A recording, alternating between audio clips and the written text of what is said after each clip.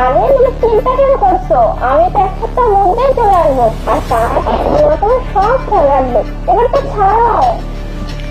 সোনালি মা, আমি এখন বের হব, তুই তোর স্যারের খেয়াল রাখিস, ঠিক আছে? হ্যাঁ, খেয়াল তো রাখবই। মানে? না মানে খেয়াল তো রাখবই। আচ্ছা ঠিক আছে, আপনি সাবধানে যাবেন। আচ্ছা ঠিক আছে। এই নাও তোমার ব্যাগ, আর তুমি সাবধানে যাও আর নিজের খেয়াল রেখো, ঠিক আছে? আচ্ছা ঠিক আছে, ওকে, বাই বাই।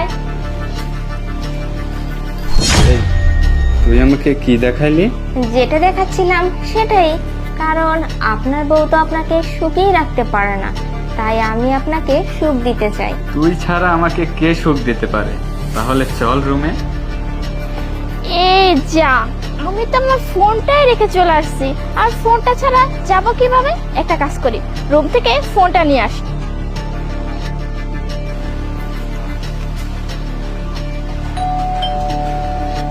এই এক মিনিট, এই সময় আবার কে আসলো? এই তুই এক কাজ কর, ওয়াটাপের পিছনে গিয়ে লুকিয়ে পড়, যা। আচ্ছা আচ্ছা ঠিক আছে।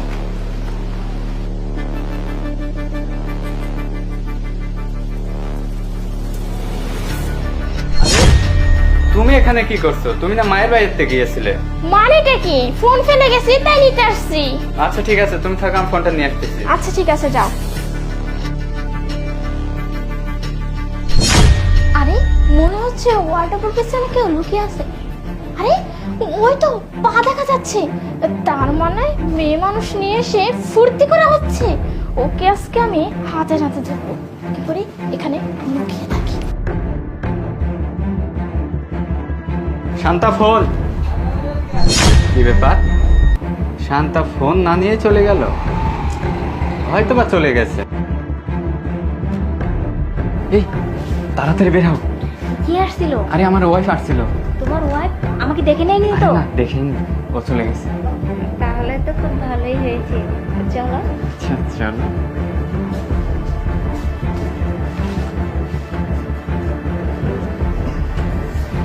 এ বাবা,